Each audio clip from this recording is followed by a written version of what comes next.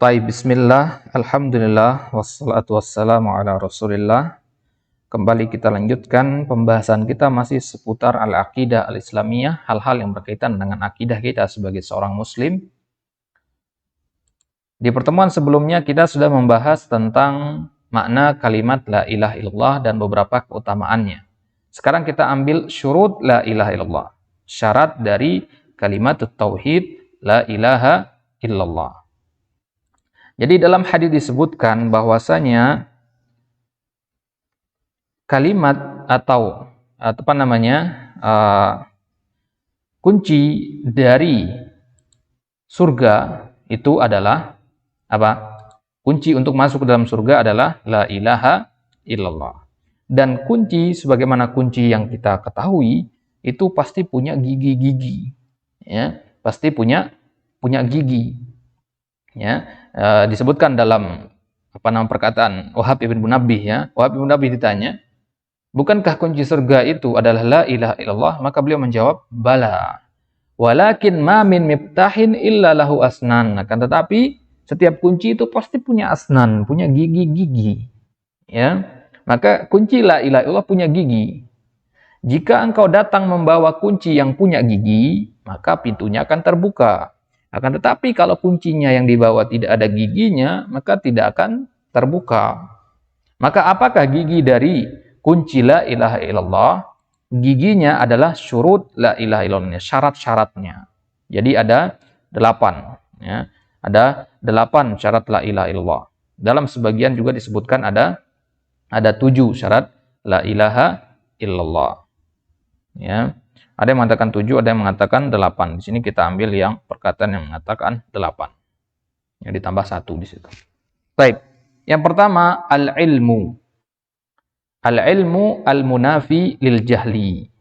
Ya, di setiap bagian ini nanti ada kata al-munafi. Al-munafi itu artinya lawan katanya. Ya. Jadi syarat yang pertama itu adalah al-ilmu. Berilmu, harus punya ilmu terhadap la ilaha illallah. Lawan dari ilmu adalah al-jahal. Jadi kalau kita jahil kepada makna la ilaha illallah, maka kunci kita nggak punya gigi jadinya. Ya, jadi harus mengilmui yang yang berkaitan dengan makna la ilaha illallah. Apa dalilnya? Dalilnya di surat Muhammad ayat 19 itu, ya. Fa'lam annahu la ilaha illallah wastaghfir lidzambik. Fa'lam, maka ketahuilah bahwasanya sesungguhnya tidak ada sesembahan yang hak selain Allah. Ya. Di ayat yang lain Allah katakan illa man syahida bil haq wa hum ya'lamun, kecuali mereka yang mengetahui tauhid, mengetahui yang benar dan mereka meyakininya dan mereka memahaminya. Ya. Jadi harus didasari adanya ilmu, karena dalam ayat Allah memulai dengan kata fa'lam, ilmuilah makna la ilaha illallah. Kemudian syarat yang kedua al-yaqin al-munafi lisyak. Harus ada al-yakin, keyakinan yang kokoh. Ya, yang mana keyakinan itu lawannya adalah asyak, keraguan. Kalau kita mengucapkan la ilaha illallah tapi masih ragu-ragu, maka belum sempurnalah gigi dari kunci yang akan kita gunakan untuk membuka pintu surga. Ya. Al-yakin, apa dalilnya? Dalam Al-Quran Allah katakan innamal mu'minun, sungguhnya orang-orang yang beriman, alladzina amanu billahi wa rasulihi tsumma lam yartabu. Ya. Sesungguhnya orang beriman itu ciri-cirinya adalah orang-orang yang lam yartabu, mereka tidak ragu-ragu. Wajahadu bi amwalihim wa anfusihim fi sabilillah ulaika humus shadiqun. Mereka berjihad dengan harta, berjihad juga dengan jiwa mereka di jalan Allah, dan mereka itulah orang-orang yang jujur, orang-orang yang benar. Ya, di dalam hadis riwayat Abu Hurairah diriwayatkan oleh Imam Muslim, Nabi SAW mengatakan asyhadu alla ilaha illallah wa anni rasulullah la yalqallaha bihima 'abdun ghairu syakin fihima illa dakhalal jannah. Nabi mengatakan barang siapa mengucapkan 2 kalimat syahadat atau kalimat tauhid, la yalqallaha bihima 'abdun, tidaklah seorang hamba, ya, bertemu dengan Allah Subhanahu wa taala nanti membawa 2 kalimat syahadat dengan syarat ghairu syakin fihima, dia tidak punya keraguan, tidak meragukannya sedikit pun, illa dakhalal jannata, kecuali pasti Allah akan masukkan dia ke dalam surga. Di hadis yang lain Nabi mengatakan fabashirhu bil jannah. Bagi orang yang tidak ragu terhadap makna la ilaha illallah, maka berilah kabar gembira baginya berupa surga. Baik, kemudian yang ketiga syaratnya adalah al-ikhlas. Murni ya, ikhlas itu. Ya, murni. Yang mana sesuatu yang murni itu lawannya ada sesuatu yang sudah tercampur, kesyirikan contohnya. Kesyirikan itu sesuatu yang sudah tidak lagi murni. Ya.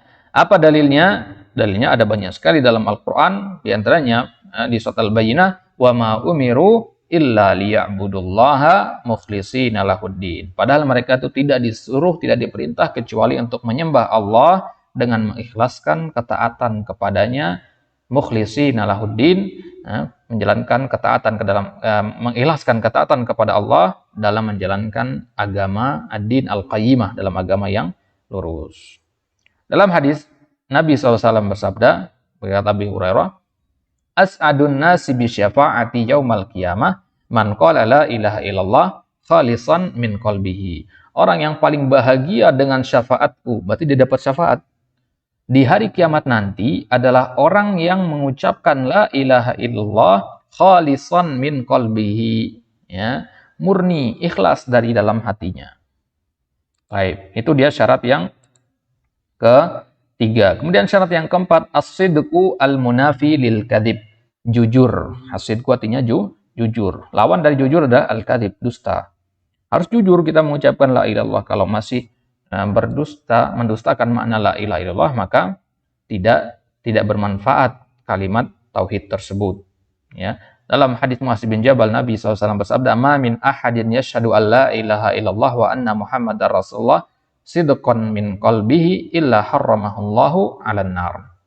Nabi mengatakan dalam Sahihain, tidaklah seseorang yashhadu an la ilaha illallah, bersyahadat bahwasanya, bersaksi bahwasanya tiada sesembahan yang berhak yang disembah selain Allah, wa anna Muhammadar Rasulullah, sidqan min qalbihi, dengan jujur dari dalam hatinya, illa harramahullahu 'alan nar, kecuali pasti ia akan diharamkan oleh Allah untuk masuk ke dalam neraka, dibebaskan dari neraka oleh Allah. Karena apa? Karena dia jujur dalam bersaksi dengan kalimat tauhid. Itu syarat yang keempat. Syarat yang kelima, al-mahabbah al-munafiyatu lil bughdi. Ya, al-mahabbah artinya kecintaan, rasa cinta. Lawannya adalah rasa benci. Ya, tidak boleh kita mengucapkan la ilaha illallah tapi benci dengan kandungan maknanya, tidak boleh. Ya, jadi al-mahabbah, kecintaan. Apa dalilnya? Dalam hadis Nabi SAW mengatakan, "Awsaqu 'ural iman al-hubbu fillah wal bughdhu fillah." Ya, ikatan tali iman yang paling kuat itu adalah cinta karena Allah dan benci juga karena Allah.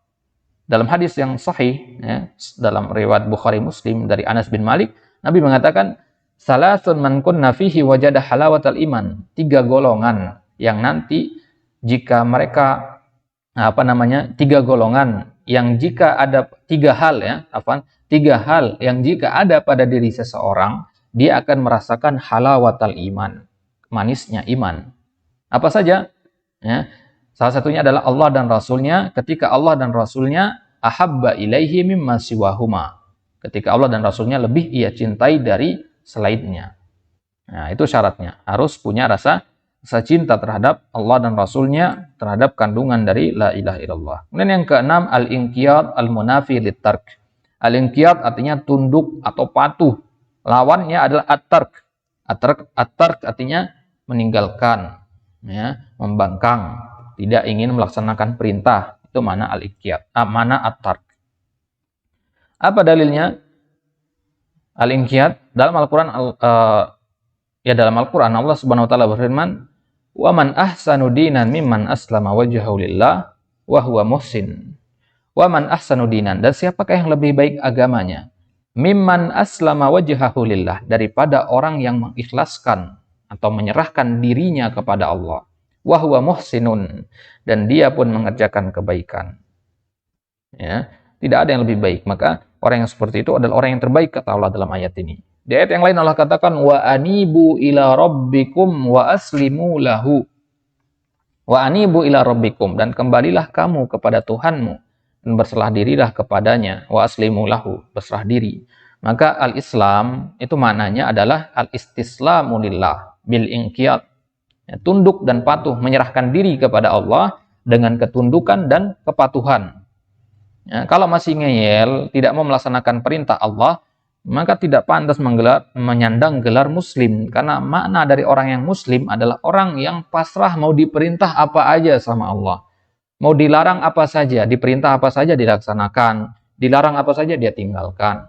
Nggak ngeyel. Orang Islam itu orang seharusnya yang tidak membangkang. Gitu ya.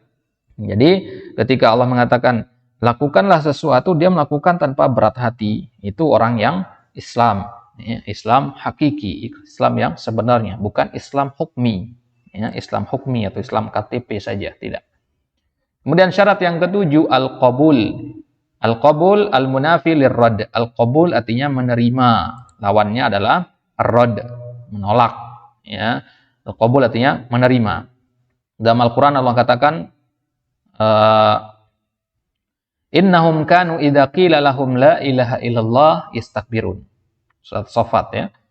Mereka itu kata Allah, apabila dikatakan kepada mereka la ilaha illallah istakbirun, mereka menyombongkan diri.